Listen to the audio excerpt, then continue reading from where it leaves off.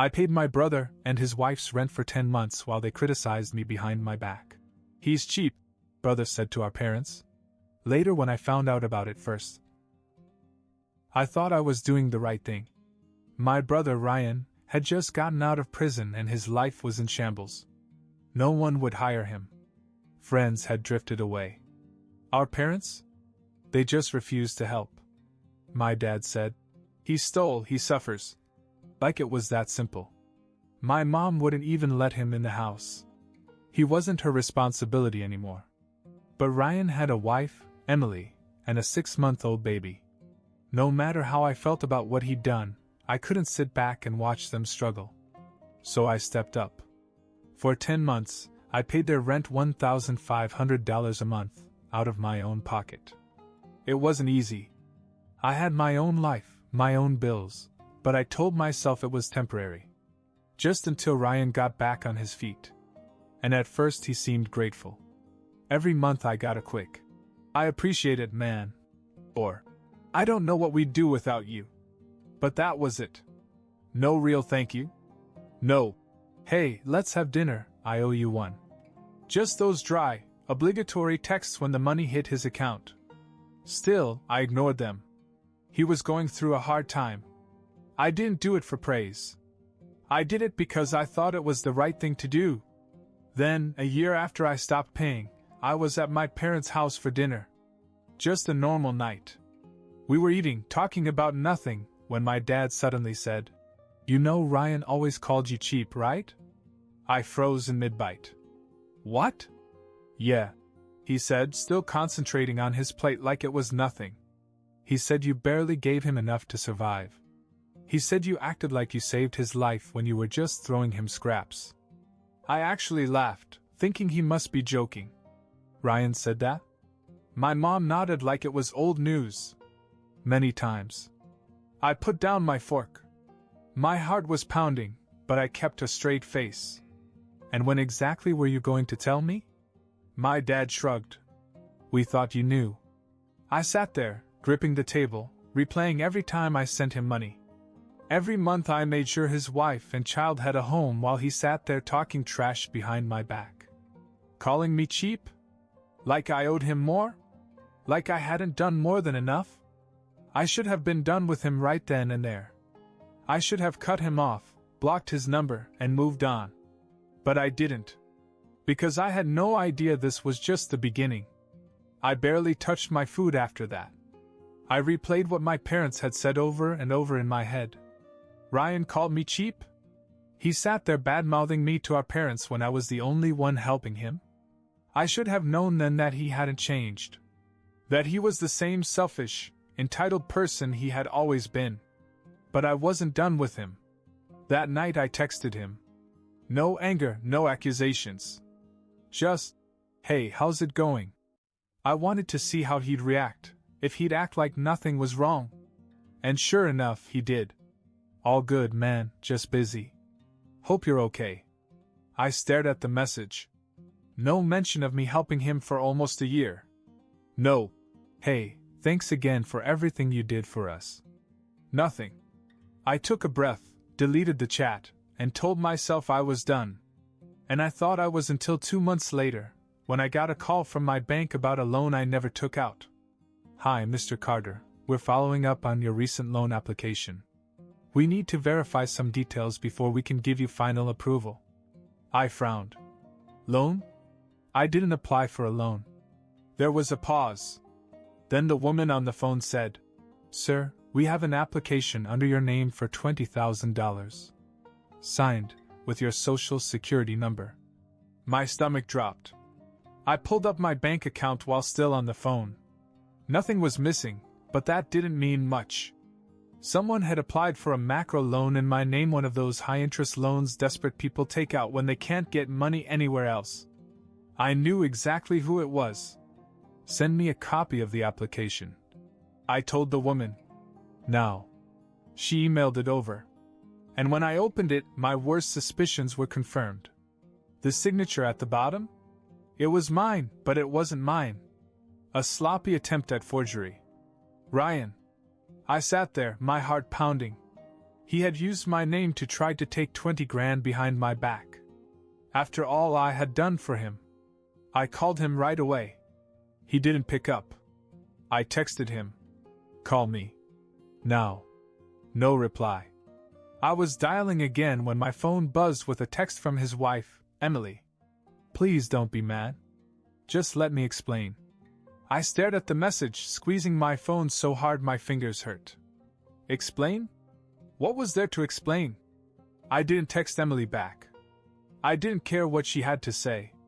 I called Ryan, and this time he actually answered. Hey man. Did you really think I wouldn't find out? My voice shook with anger. You stole my identity? You forged my signature and tried to withdraw $20,000 in my name? Dead silence. Did you really think I wouldn't notice a loan in my name? I was pacing now, trying to stay calm, but my blood was boiling. What were you planning, Ryan? Max out the money and disappear? Leave me to deal with the debt? No, it's not like that, Dash. Then explain it to me. Because from where I'm standing, it looks like you just committed felony fraud against the only person in this family who still gave a damn about you. I was going to pay you back. I actually laughed. With what? You don't have a job, Ryan. You have no income, no savings, no plan. So don't stand there and lie to me. I just needed time, okay? I was desperate. Emily and I dash. I cut him off. Oh, so Emily knew about this too? Great. Even better. You two really sat there and cheated on me behind my back after I paid your damn rent for 10 months? He started to stammer again, but I wasn't done. I'm reporting this. You know that, right? That's when the panic hit. No, listen, just give me a chance to fix this. Fix this? You can't fix this, you idiot. This is fraud. You're going back to jail. The line went silent. Then, in a barely audible voice, he muttered, You wouldn't do that. You really want to test me? I spat. I hung up the phone before he could say another word. Within seconds, my phone exploded. Ryan. Emily. Both of them spamming me with calls and messages. I ignored them, already looking up how to report identity theft, when a long text from Emily popped up. Anthony, please. Don't report this. It wasn't just Ryan, it was me too. We were desperate. We thought we could take out the loan, pay off some debts, and get the money back before you even noticed. I froze. She was in on it too. Another message popped up.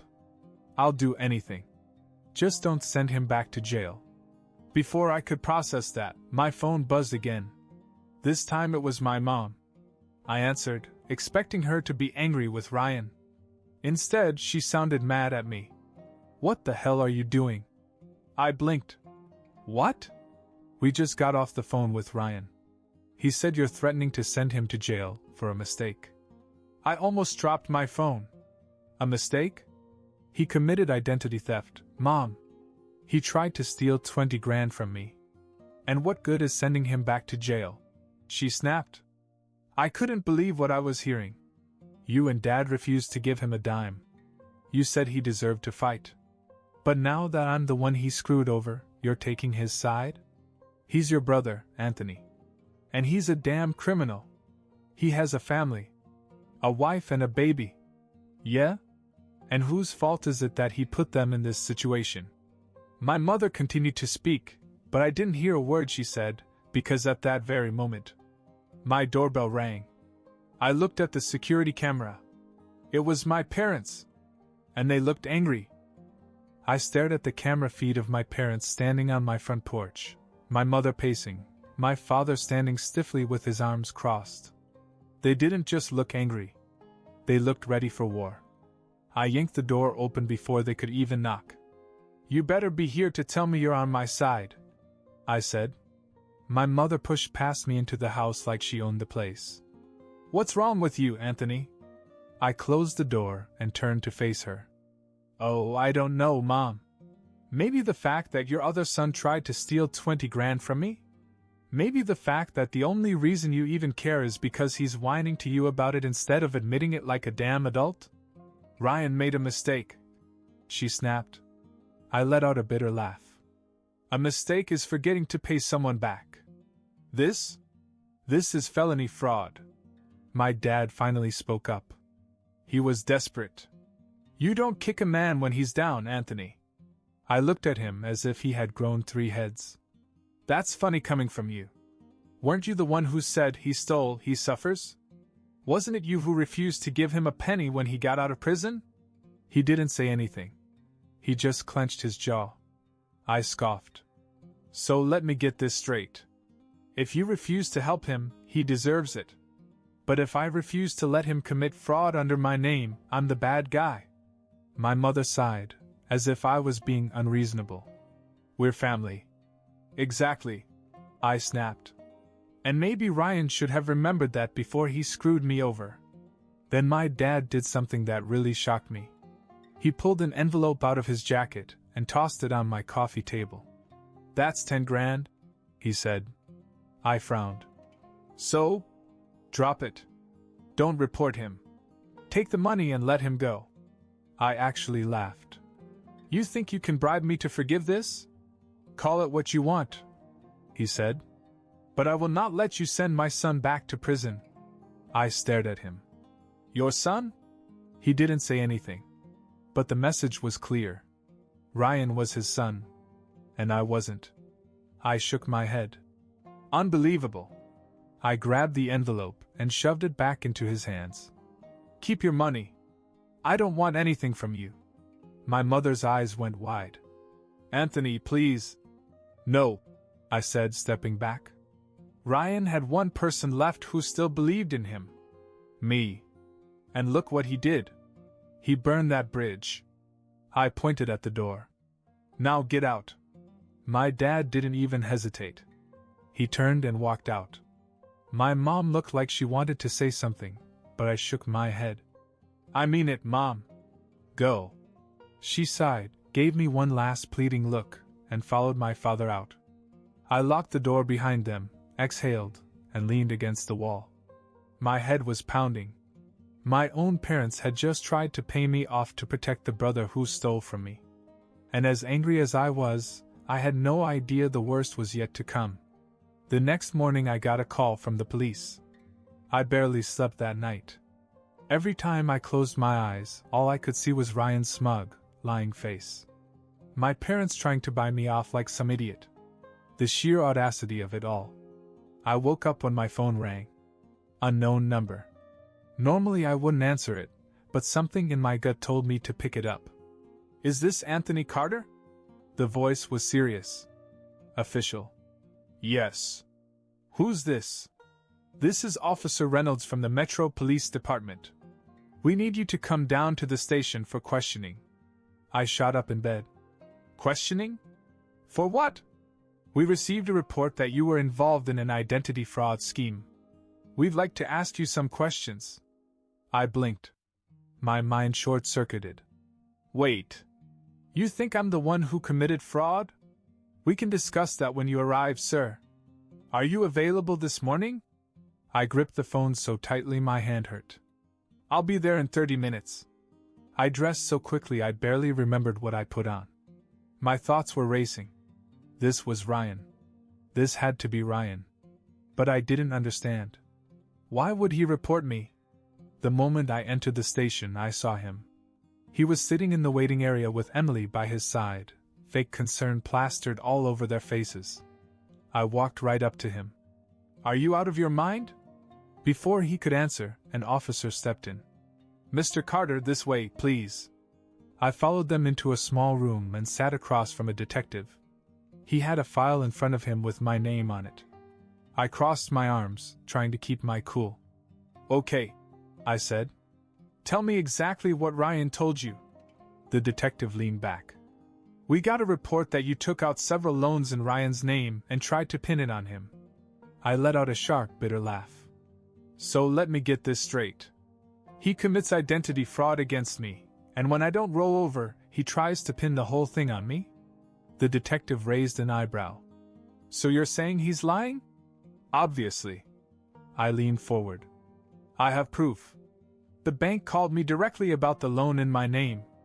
I have emails. I have documents. You want to see a copy of the forged signature? It's the worst forgery you'll ever see. I pulled out my phone, opened the email from the bank, and slid it across the table. The detective studied it. Then he frowned. You got this straight from the bank? Yes. He nodded. All right. Stay put. He left the room and I sat there tapping my foot, feeling like I was about to explode. I wasn't even surprised that Ryan pulled this off. What shocked me was how quickly he moved. The second he realized I wasn't backing down, he flipped the script and ran straight to the cops. 20 minutes later, the detective returned. This time he wasn't alone. Another officer was with him. And the moment they sat down, I saw it. The change in their faces. Ryan had just fucked himself. Mr. Carter, the detective said. Looks like your brother left out some important details. I leaned back. Yeah? What a shocker. He exhaled. Based on what we've reviewed, it's clear that you're the victim here. Ryan Carter and Emily Carter are now under investigation for identity fraud, attempted loan fraud, and filing a false police report. I grinned. Fine. So when are you arresting him? The officer hesitated. We need to do a little more due diligence before we make an arrest. I shook my head. Unbelievable. If it were me, I'd be in handcuffs by now. They didn't argue. I walked out of the station angry. Not just at Ryan. Not just at Emily. But at the fact that he had even gotten this far. I pulled out my cell phone and called my parents. My mom answered right away. Anthony! Have you talked to the police? Please tell me you're going to let this go. I laughed. Oh, I talked to them, all right. And now Ryan and Emily are being investigated. So congratulations, Mom. Your golden child? He's going down. She gasped. Anthony, no! You can't do this. He's going to jail. It's not my problem, I said. It's his. And then I hung up. But I wasn't done. Because now, I was ready to ruin him. When I got home, I was still seething. My own brother had committed fraud in my name, tried to steal 20 grand from me, and when I didn't roll over, he ran to the cops with a fake story to pin it on me. And my parents? They still defended him. I wasn't going to let this go. I got the best lawyer I could afford. His name was Mark Henderson Sharp, aggressive, and the kind of guy who never lost. I explained everything to him, laid it all out. The fake loan, the police report, Ryan and Emily's involvement. Mark didn't hesitate. We'll shut this down immediately, he said. And once the police officially charge him, we'll make sure he pays for what he's done.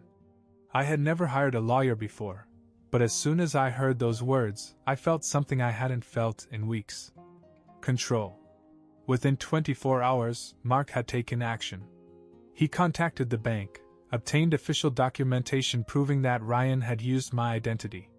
He sent a cease and desist letter to Ryan and Emily, warning them that any further false accusations would result in a libel suit. And most importantly, he went straight to the police. I was sitting in my living room when I got the update. Mark called me, his voice calm but sharp. It's done, he said. The police have officially dropped the charges against you. Ryan and Emily are now the only suspects in the identity theft case. I closed my eyes and exhaled. Good. Not just good, Mark said. They're in real trouble. The fact that they not only committed fraud, but filed a false police report? That's serious. I wouldn't be surprised if they both end up behind bars. I grinned. Perfect. But just when I thought I had won, my phone buzzed with a text message. I stared at Emily's text. Ryan's in the hospital. I wasn't stupid. I wasn't going to fall for some guilt trip. I ignored the message. But 10 minutes later, my mother called. This time she was crying. Anthony, please. Ryan collapsed. He's in the hospital. You have to come. I hesitated. I wanted to believe this was another manipulation, Another attempt to get me to back off. But something in her voice, it didn't sound fake. I sighed. What happened? She sniffled. He had chest pains all night. Emily said he was stressed, panicked. Then this morning he fainted in the kitchen. I didn't say anything. Anthony, please, she whispered. He's your brother. That line didn't work on me anymore. But against my better judgment, I grabbed my keys and drove to the hospital. When I got there, I expected to see Emily crying in the waiting room. Maybe my dad pacing. But what I didn't expect, my dad wasn't there. I walked over to my mom. Where's Dad? She didn't look at me. He's not coming. I raised an eyebrow. What? She let out a shaky breath. He's done with Ryan. He told me that if Ryan was stupid enough to end up in the hospital because of his own mess, then he could handle it on his own. I blinked. This was the same man who had literally tried to bribe me into letting Ryan go. And now? He was washing his hands of him. Before I could answer, Emily walked up. Her face was pale, her eyes puffy. He wants to see you. I almost laughed. Me? She nodded. Please, Anthony. He's not well. I sighed, ran a hand over my face, then followed her into the room. Ryan was lying in bed, and in his arm, his face looking more sunken than I'd ever seen it. He turned his head when he saw me. Hey, he muttered. I crossed my arms. So? What is this? A guilt trip? He exhaled. No. It's real. He gestured vaguely at his chest. Stress. Anxiety. Doctor said I had a panic attack so bad I passed out. Heart rate went crazy. They thought it was a heart attack at first. I didn't say anything. He let out a faint chuckle. Pretty funny, huh? All this time I thought I could outsmart you, get away with it. But I ended up playing myself. I raised an eyebrow. You thought you could get away with it? He sighed. I don't know, man. I don't even know why I did it. I just dash. He shook his head. I needed the money. I felt like the world was against me. And I thought I could take a shortcut.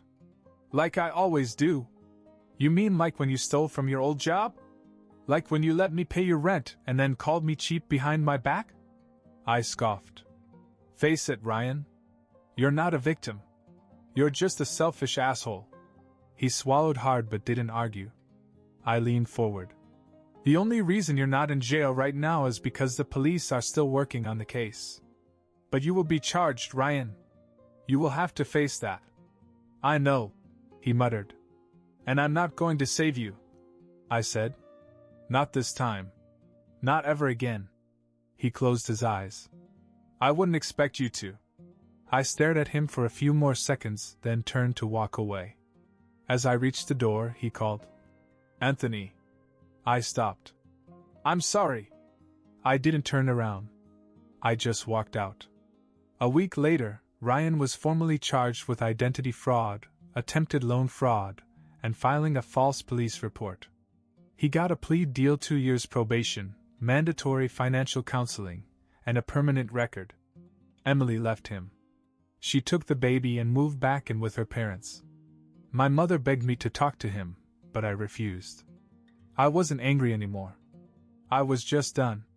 Ryan had spent his whole life thinking he could lie, cheat, and manipulate his way out of consequences. But this time he finally had to pay the price.